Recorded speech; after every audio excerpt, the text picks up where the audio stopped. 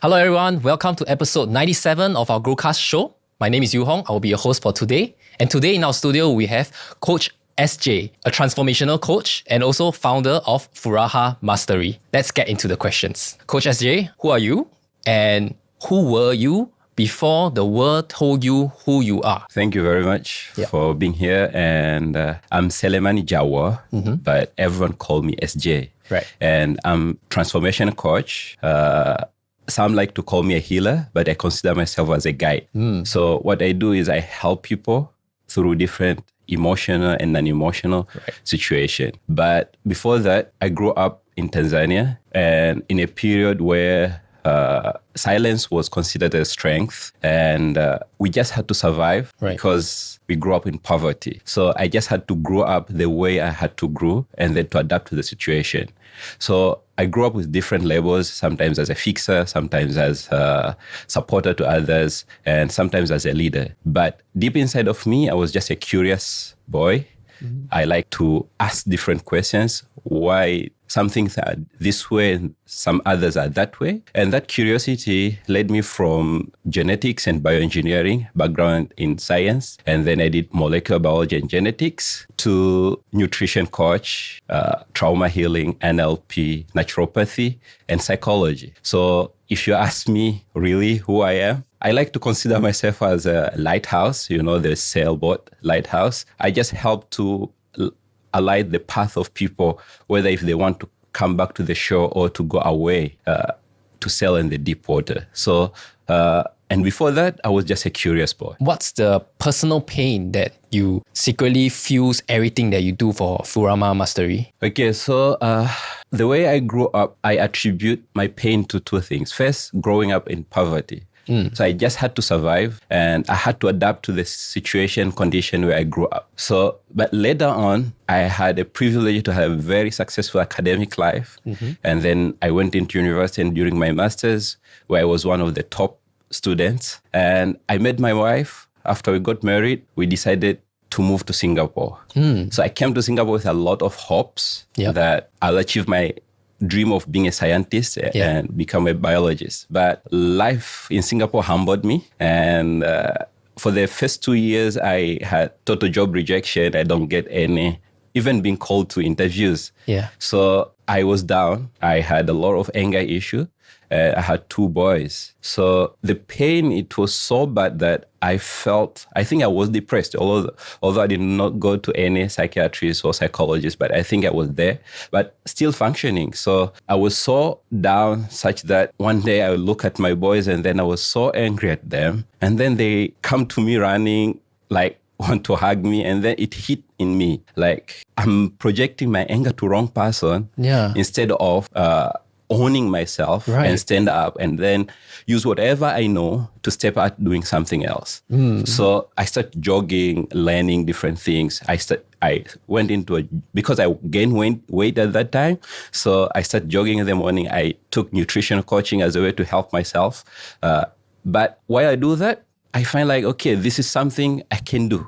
Okay, so this is where the passion to help others, I started maybe helping family members, and then this is where Furaha Mastery was born. Was there a moment, a breakdown perhaps, where it made you realize that healing others is your life work? Yes, and it comes from deep pain inside me. And I can say the reason, the moment was remembering who I was before all these others.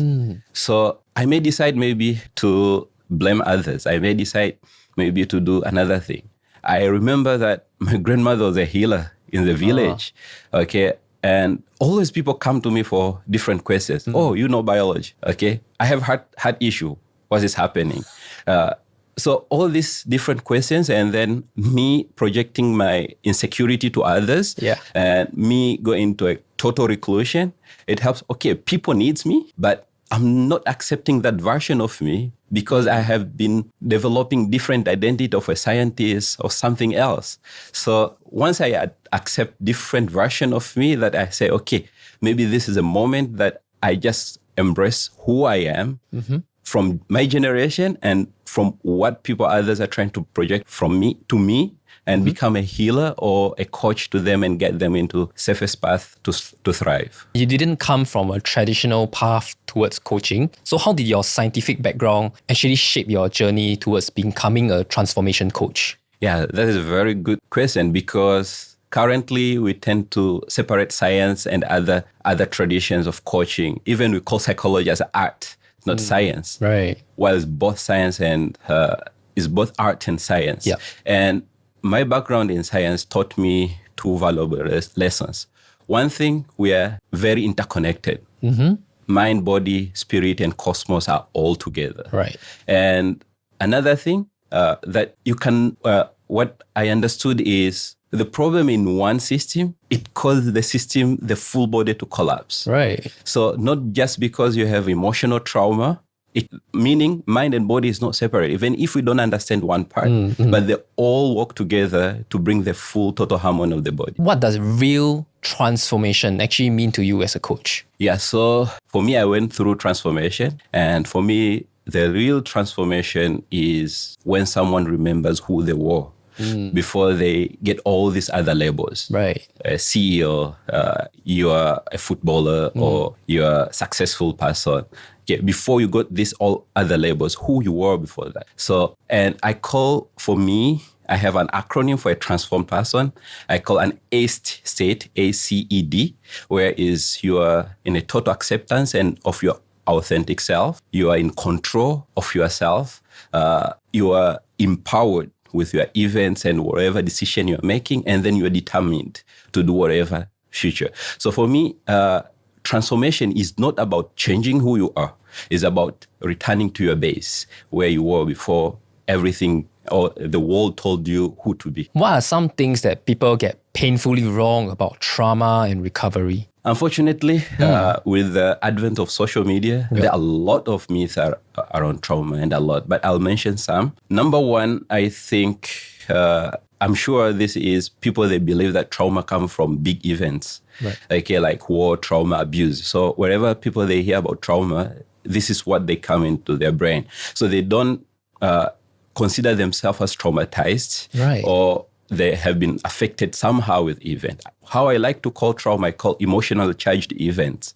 So when I put it in this way, that means trauma become absence of something important, just like validation, emotional support from your family members, or presence of something very harmful like chronic neglect. This is very one thing. So you may be experience this emotional charged event that can be considered as a traumatic on how they affect you.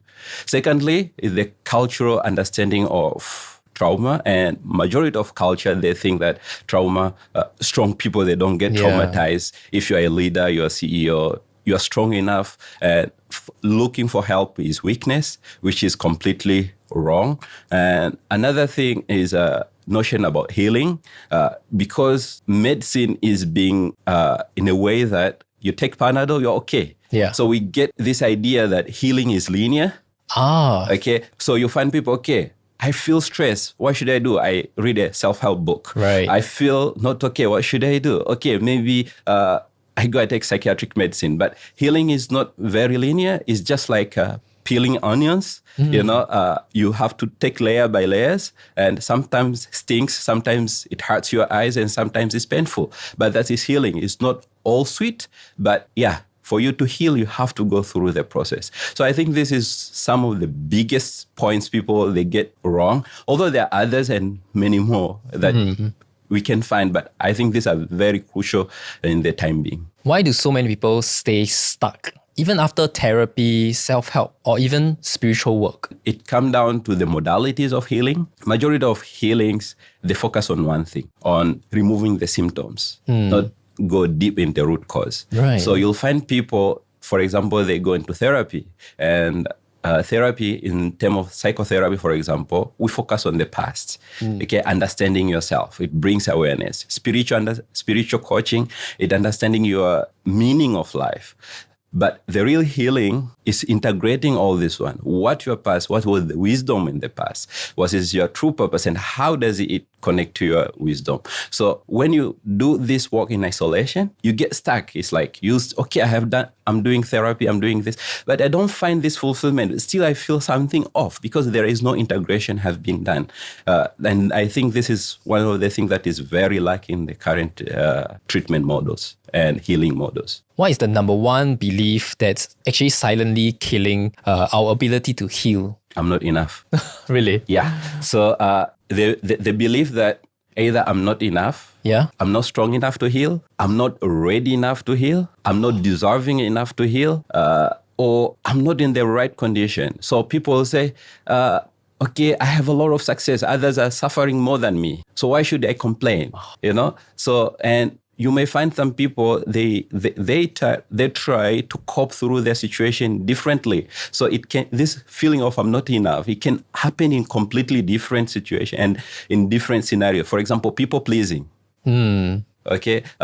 Accepting yourself with something that is not there, not fighting for your rights. Okay, I need to be this, but you just be there.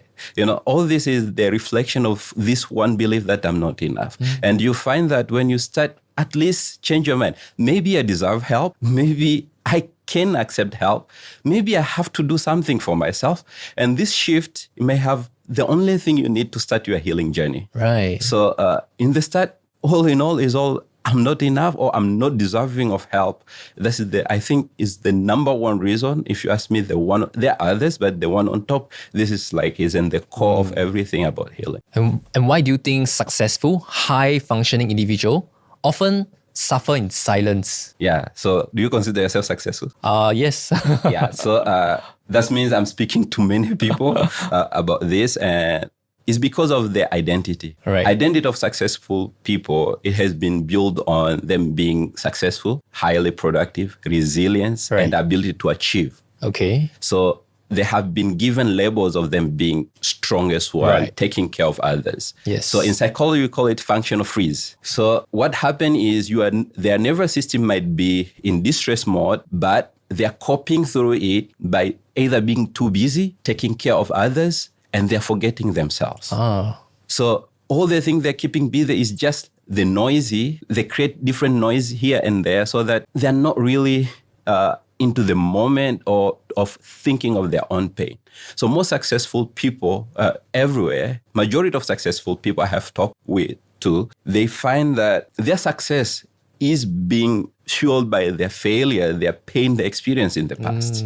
You may go in different people. For example, people like Elon Musk will talk about how the father was not very good to him. Yeah, right. But those are the things. Even Steve Jobs will talk about his childhood and how it fueled him to become successful. But the labels and the identity they created around success prevent them showing their part of vulnerability, because that vulnerability is known or is thought to be weakness by the society. So the society and the identity they built is to be blamed or is in the center of them not to be upright in seeking help. And you created the trademark Pain to Peace program. Who did you create this for? So Pain to Peace program I created for individuals. I call the XT individual. XT individual, they're generally anxious. One of their characters, anxious people, exasperated. Okay, so you just keep doing, but deep, okay, I don't want to do this, but I have to do this. Demotivated, okay, and emotional distraught. Right. So, or even if they don't show. So these people are the one I created, Pain to Peace. And Pain to Peace, it was created by checking my own reflection with all the success I had before, but still I was not fulfilled. So the people like leaders, caregivers, people who they can consider themselves successful. And this Pain to Peace is for them. And what it does, it takes them into a journey of converting their peace and making them remember who they are so that they are able to interact with the world with grace so that they can thrive. Yeah, so this is in a nutshell what Pain to Peace is. And how does your trademark align framework work? And why is it so effective to create a transformation? Yeah, so early on, I used to follow different methodologies of coaching or different of psychotherapy, of helping people move from one point to another. But the issue is you may take maybe 6 months, 1 year to help a single person. After certain time, I came and understand that my science told me that everything underlying physiological processes is the same. That means there must be 20% of events that if we do, it will give us 80% of results. So aligned framework is that 20% you need to do so that you can obtain the 80% of the healing you need. And it's an acronym which starts with awareness and vision, the A. So where you understand what you are and what is the picture or who is the really your authentic self. Right. What your authentic self is. And the next is L, which is liberating emotions, All right. where we go into liberating the deep emotions inside so that you can be free of the past. And then we come I, which is integrating your self-worthy, because self-worth is very important. So unless we make your healing personal, you cannot really find yourself deeply. Right. And then we come G, where we call generational healing. We inherit patterns from our parents, from our grandparents. We inherit some certain belief. Some they work, some they don't work. So we take care of them there. And then N, where is we say navigating beliefs. So we look at your belief pattern, maybe not from your generation, from your childhood, from your schools. Which ones are working? What is your value system? And how we can integrate them together to move you forward. And then we go thrive forward. Where we create a proven strategy that will take you from maybe where you are, where you're stagnating, to the next level, where your authentic self, where you can achieve the goals and aspiration you want to achieve. Okay, so let's say I'm someone who's been experiencing some form of trauma for myself, or early childhood trauma, or could be, and it's manifesting as anxiety, chronic pains. What? And I tried therapy, self-help, everything. Right? What makes your programs different? Yeah. So two things. My program, I designed it so that not to focus on what you're experiencing outside. So the trauma, the anxiety, or maybe fatigue you experience, sometimes burnout you experience. For me, I consider them as noise in the outside, the way of your body screaming for help. So what make my programs different is for not looking outside, but we want to look what is behind the noise, what is behind or deep inside all this noise, what's the root cause of all of this. So what we do is we take people into transformation journey, the self-discovery journey. And then when you start finding yourself, then you find yourself, your nervous system is able to calm. We call it a healing of the nervous system.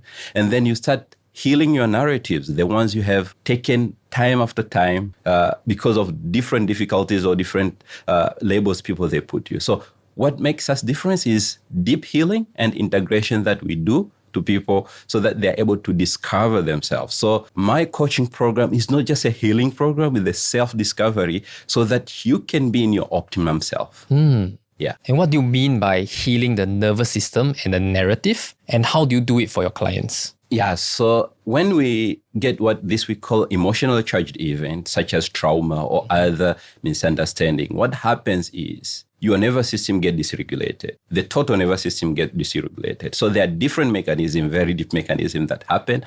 But in a nutshell, what is happening, your nervous system get dysregulated, your immune system get dysregulated. So you have cortisol rise up and everything, and you feel your body tense. We call fascia system start to be tense, and your digestion, rest and relax system also get dysregulated. So when we say healing nervous system, that means we remove the noise that causes your nervous system to be dysregulated so that you come into rest and digest state, the state where the body is in optimum. And healing the narrative, generally people who have gone through trauma, there are reasons that cause you trauma. And this story are the one propagating whatever pain you have experienced. You might find people saying like, I'm not beautiful, I'm ugly, I have to do something so that people, they love me. So these are the narrative. So what we do is we rewrite your history so that you have a better relationship with yourself. So your stories tell the better side of yourself. So how do we do this? We do this through different ways. One of it, we use something we call timeline therapy and regression therapy, where we revisit our past experience without re-traumatizing you in a safe and culturally in a cultural boundary, because every culture, they have their own understanding of trauma. Once you say like, For you, it might be traumatizing, but for me, it's a strength. So we go into a cultural boundary so that we can understand what your system and what is good for your nervous system and what is good nourishing to your nervous system. So we apply different like somatic awareness, somatic healing. We apply neuro-linguistic programming. We do positive psychology. So it's just crafted towards your own nervous system and your own history of life. And what makes your coaching different from therapy or spiritual healing or even executive coaching? Yeah, so I have a long answer and short answer.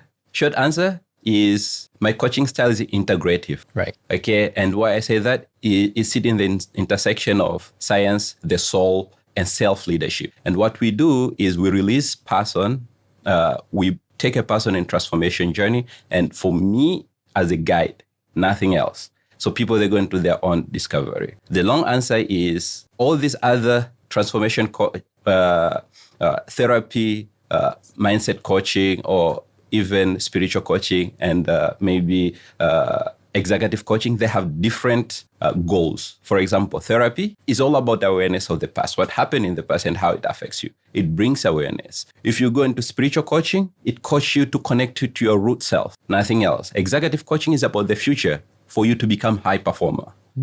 But when you go into my way of transformation coach, is about returning to your roots and how everything, your spirit, your executive, and everything come together to support you grow and become the best version of yourself. So we don't want you to thrive in one area, either executive or you become more spiritual or what. We want to be a very balanced person. You are able to do your work, to thrive at your work. If you go into your relationship, you are able to thrive. If you are spiritual, you are able to thrive. You don't have anything, whatever definition of maybe spiritual you have, but you are able to thrive. I have clients who are Muslim who find like, oh, I can understand God better after doing this. I have Buddhists who, okay, now I understand the meaning of life, of existence. Yeah. But after we remove all this, whatever noise preventing you from reaching your goals or your highest purpose.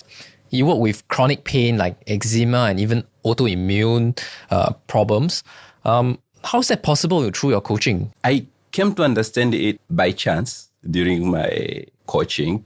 But later on, I went into deep research mode where I found, okay, there are patterns.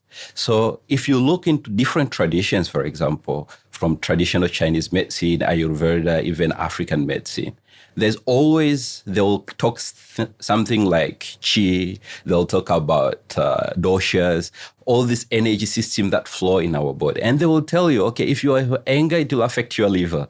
If you have maybe grief, it will affect your lungs. So traditionally, there are these narrations. So one time I did something to someone who had feeling depressed and then their back pain went away. And then I said, what's the relation here? So what I found is when you have a trauma or anything else, it go and affect different parts of your body. Trauma will affect your limbic system. We call amygdala hijack. It affects some parts of your brain. It will go and then affect your immune system. These are science-proven things. When you have trauma, you have higher content of cytokines. And it go affect your vagus nerve in a survival state. So your digestion, all other organs doesn't work. And then it affects your fascia system. So once I realized this, I come to a structure where I don't just coach your mindset. I don't coach you that. So I come, okay, you experience body pain. We create a strategy that either it brings all the things together so that you release all this tension in your body. You are able to calm your nervous system, which in turn, it calm your what we call immune system. And in a whole, you become a changed person. So what I do is not coaching separate diseases, not eczema, not blood pressure, not trauma, not depression, but I coach returning you to your best. We reboot your system. This is the best way. We reboot your system. And then when you reboot it, the system is rebuilt, you find everything start moving as normal because your body knows what is the best state. So if you make it remember, it's just taking care of everything. What's the emotional and energetic root behind chronic illness and skin issues in your view? Yeah, so in my experience, the body is not disconnected. All the skin issues, chronic illness is the way of the body to communicate with us because we understand diseases. We don't understand the inner state of our body.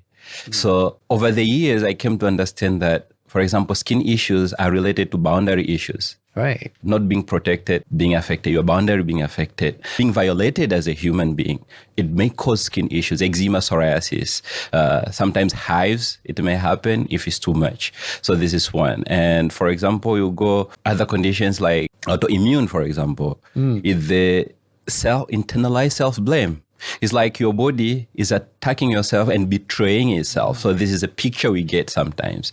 And some diseases like chronic condition, for example, things like backache, you may find like internalized emotions such as anger that hasn't been resolved.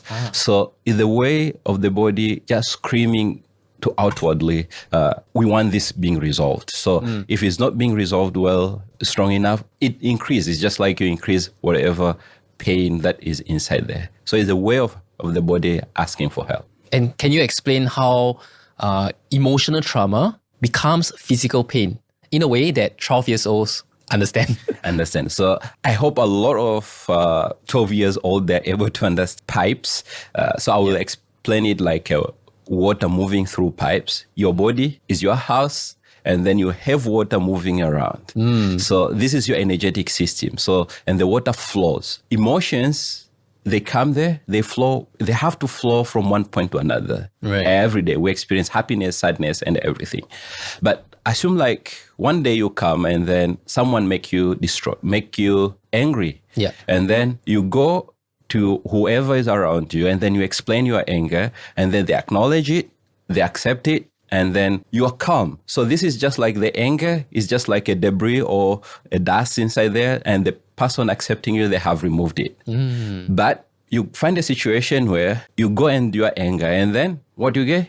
You cannot be like that. You get crushed down, or you have experienced the very common one, people who have experienced abuse or sexual trauma, they go and then what? No one believed them.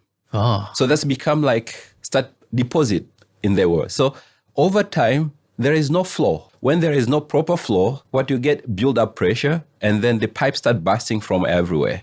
And this bursting from everywhere is what we call chronic condition. It may affect it as a chronic back pain, chronic migraine, chronic fatigue. It may become a chronic whatever, maybe high blood pressure.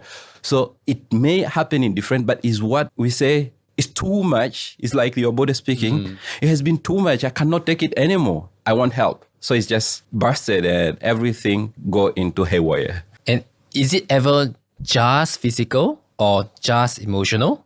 Or is the body always speaking as a whole? For me, it's never one way or another. It's a way of body to speak.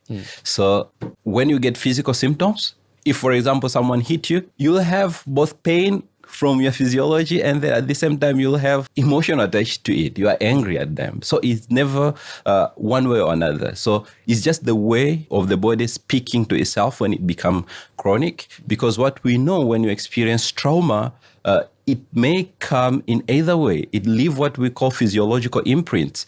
It leaves, okay, I was here. If you haven't taken care of your trauma will say, okay, you have to take care of me, because if it's not well taken care of, it just leaves its imprint inside. And because of this, I generally advise my clients to use a 90-day rule. If you have any emotional state, and then which is that or chronic condition, and then you go to hospital, you take painkillers and everything, and they still go to 90 days. The high likely that there is a physical, there is emotional, psychological component associated to it. And who will get the most benefit from Furaha Mastery programs? Okay, so Furaha Mastery, everyone can get benefit from it, but we like to cater to people who are ready to transform. So the people who say that it's enough, I have tried a lot of things, and now is the time for me to discover myself. I have taken care of everyone else except myself, and now I lay my guard down, okay, my shield down, I put it down, and this is the time for me to take care of myself. And this is one. And mostly the people who get the highest benefit are the people who adapt a beginner's mindset. They forget whatever they had that they come to us. Secondly, they accept us, me, as a coach. I'm not a rescuer to them. I'm just there to guide them, and that they have all the answers they need to move forward. I'm just there to help them discover themselves. What would you say to a strong person who has always held it together, but now feels lost inside? Yeah, so I'll tell to them that it's okay to feel the way you are. Okay. And it's completely understandable with all the different caps you have been putting over the life to feel the way you feel. I'm employ you and I'm very proud of you. I'm very proud of you, like how I was proud of myself for all the obstacles you have gone through to reach the place you are. But now, in the time for you to lay your shields down, to take your caps out, so that you can experience who you are. Wow. It's the time for you to go to the basics. Who you were before all the caps you are wearing now. Who you were before the world told you who you are. And if you are ready, that means we can help you discover yourself. And what happens during the first discovery session with you? Yeah, so the question I get a lot to so many people, what will happen in the first discovery session? And because everyone is expecting the first discovery session to be a sales call. To me, discovery session, I call it with different names. I call it as clarity or strategy call. So what we do, once you come in the strategy call, we call into a deep, honest conversation, both from my voice and then having a deep conversation with those people. But what we do is go beyond the symptoms that it brings you. If it's anxiety or if it's poor performance or feeling off inside, we go, what is beyond that? What is your body trying to communicate? So we do there, and then I will tell you how I see your life and then how it connects from one point to another. So I will ask you questions like how your childhood was like. I will ask you questions like, how is your life now? How do you interact with others? Who is your support person? So we'll go beyond the normal questions of symptoms. Maybe we'll not talk at all about symptoms. And then I'll give you the total picture of how I see, and then I'll give you a clarity, and then either you accept it or not. And then later on, I'll give a strategy on how to become better. So at the end, my discovery call is about understanding yourself, gaining clarity, strategy moving forward, and having resonance with me. And then if you think I am the one to help you, then okay. But if you think, okay, I'm going to go find a self-help book, or I'm going to find myself in the internet, that's it. But my job is to make you aware that there is a hope and there is a way that I can be helped. And this is my clarity. This is all about my discovery call. Nice. Can you share your favorite transformation story that your client went through? This is my very first, one of the very early clients. And she is, the time she was 49 years old, and she had a very big traumatic, she grew in an abusive lifestyle. Since she can remember, she said she had started being abused when she was 2, and the father was very neglectful. So she grew up with a lot of insecurity. She tried different type of therapy. She was in different spiritual cycles. She tried a lot of different things. And the time I met her, she was staying 5 years without going outside. So totally depressed. So we worked. At that time, I did not have a very strong frameworks. So she was okay for me to work with her. And then this is where I find the 20% of transformation. So we tried different things. And then at the end of 6 weeks, not so many, 6 weeks, she sent me a message that I think you were the last piece of the puzzle to complete my healing. Wow. So it was very powerful. So I went back and then review everything. What did I do different? And then that's where I find the key points that is there in every trauma case, in every chronic case. I say, okay, then this is a 20% you need. Maybe there are other things, but this is 20% you need. I speak this story, and she's very proud of talking about this story, that what happened to her life, that the hope is there. You may have tried everything, but maybe you have a small piece of puzzle. And for me, that I call self-identity. Going back to your basics, finding yourself. So what does the word Furaha mean to you today and in your life? Yeah, so Furaha is, I am African, come from East Africa, and we speak Swahili. So Furaha comes from Swahili word, which means happiness. And for me, happiness is just this fleeting joy. It's not that. For me, happiness, I like to encode it into my value system. So for me, Furaha means living in my value system. And I call them Alsafia. I speak around 6 languages, and this comes from Arabic, which means purity. And it's the state where Al-Safi is acronym for acceptance, love, service, and forgiveness. So for me, Furaha means the state where I'm accepting myself, I'm able to serve others, I'm able to forgive everyone, not because they deserve forgiveness, because I deserve more forgiveness and I don't want to hold grudges. And then at the same time, I'm able to move forward without problems. So this for me is life of service and helping people change their life. That is Furaha to me. What kind of future are you trying to build? Not just for your clients, but for your children, your people, maybe even your legacy? Yeah, so that is a very powerful question. And everyone wants to have a legacy. And to me, I think the future I'm trying to build is strong. And we share this even with my clients. And I think even if you hear it, you'll want to live in that future. What I want to build is I want to inspire the world where inner peace is attainable before someone has to heal something. Okay, so it's a birthright. Everyone has the right to live in an inner peace. And self-awareness is as important as other education. And not only through therapy, that people, they're self-aware early on. And the biggest thing I think I want to have is emotional mastery.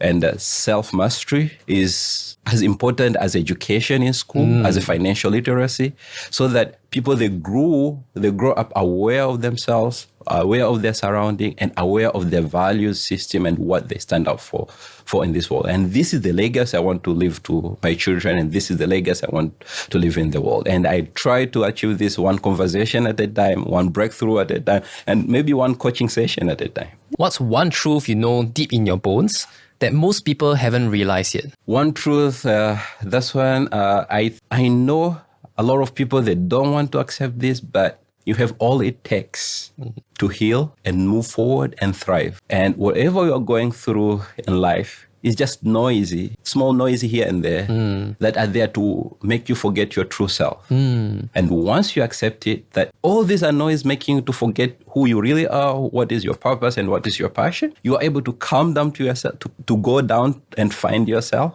That is the time you start thriving and moving forward. So it doesn't matter what disease you have, what you may go in the internet, find a lot of stories. The healing is inside of you. And this is the theory in immunology. We have each and everything it needs for our body to protect itself. So that is one truth, I think, everywhere. You have each and everything for you to heal and move forward. And how do you stay emotionally grounded, especially when you're helping others carry so much pain? First of all, what I'm sure about is you cannot hold a space for someone's storm while your roof is leaking. Okay, I have gone through my own self-discovery. I have healed myself so that I can move forward and help others. This is one. Secondly, whenever I help someone, I understand my position. I understand my value. I embody my values of being Al-Safia. So what I do, I don't put myself in their shoes, or I'm not becoming like a rescue bot. What I am there is just to illuminate their way, to show them what is your path. Who are you before that? So I guide them one step at a time. I don't embody their problems. I just help them and guide them toward the safest shore, or coming to the safe shore, or sail away to the deep water where they want to thrive. This is what I do. So, and I can even say, I don't even try to tell them to understand what you have gone through, because your experience is your experience. I did not live in your house. I did not leave your house. What I do is just sympathize with them. So together with my own discovery and healing, I find myself more calm, and I'm able to calm down to myself. And sometimes I get really triggered, and what I do, I'll just excuse myself. I'm not ashamed of excuse myself. Sorry, it triggers me. I need 3-4 minutes. I recalibrate myself so that I can help you. That's how I stay grounded most of the time. What's one unseen part of your work that most people often overlook but matters a lot? I can say that the preparation goes before I meet someone. And I like to call this as a sacred preparation, because I'm going to help someone both spiritually and differently. So the preparation goes behind there to understanding the cultural background. Maybe I haven't lived the culture of the person there, understanding what triggers them, what words are considered good, what really means trauma to that culture, okay? And for me, being able grounded, the prayer I do to myself for my clients, wherever they believe in God or not, I will do prayer for them. So all these background things I do to prepare myself so that I can meet them at the level where they're able to receive me, because the preparation of a coach is as important as the client situation. So for me, I think this is one of the biggest thing a lot of people, they overlook. And the preparation is massive. I can go into full total mode of just preparation. So I think that is most people, they overlook it. So if someone is watching this, only remember one sentence from you, what would it be? You are not broken. You are becoming. And it's not too late. And you are not too broken. And everything you have gone through, even the darkest moment of your life, they were there for a purpose of returning you where you were before all the label came at you. So if you're such a good person and coach, right, why don't you just coach for free for the world? For me, I believe coaching or therapy is both a sacred interaction, sacred exchange, and a service. Okay? So the people's healing is priceless. Yes, it's priceless. There is no price tag that you can attach for someone finding their true identity. Yes. Also, the time as a therapist, as a coach, it takes for me to prepare is priceless. So we charge so that we can have a better exchange, and then we put value. And also a lot of people, when they put price on it, they show up ready, they show up prepared, and they value the interaction you're having. Saying this, it doesn't mean that some people, they may not have a financial capability. So time to time, people will come to me, I really need this. I'm in the breakdown moment. This is my lowest moment. I don't move forward. What can you do? Is a calling. So what we do is we find a way, a middle way where we can meet each other so that they can value what I give and my time I put. Yeah. At the same time, I'm meeting their own situation. So for me, it's not about the price tag you put. It's not about what. It's just about how much transformation this person, how much time a coach, a therapist put so that they can change me from where I am to a place where I thrive. And then if you think your thriving is priceless, that means whatever price you give, there is no value in the money you give, but with what you receive is much better than what you have given. Do you feel that in the age of AI and ChatGPT, do we still really need human coaches when AI can give you all the answers? Yeah, that's the worry of everyone, right? Yeah. We are doomed to be replaced by AI. So my belief is generative AIs like ChatGPT, DeepSeek, whatever cloud AI, they have a lot of answers because it has the ability to see a lot of data at the same time. It can tell you exactly what to do. And I think there are a certain period of time AI will be able to take some parts of coaching, especially executive coaching. I think AI will do this better than us human, how we do it. But in what I do, I provide something AI doesn't give. I'm there, I'm present to your story. Yeah. I provide a human connection. And majority of the time, what heals you generally is not the data. It's for you being seen, for you being understood. AI can hear your story and give you strategy, but it will not understand the silent moment when you are speaking the story of how your father's pressure of you getting good grades affect you, how you interact with other people. It will not understand the meaning of it. It did not live it.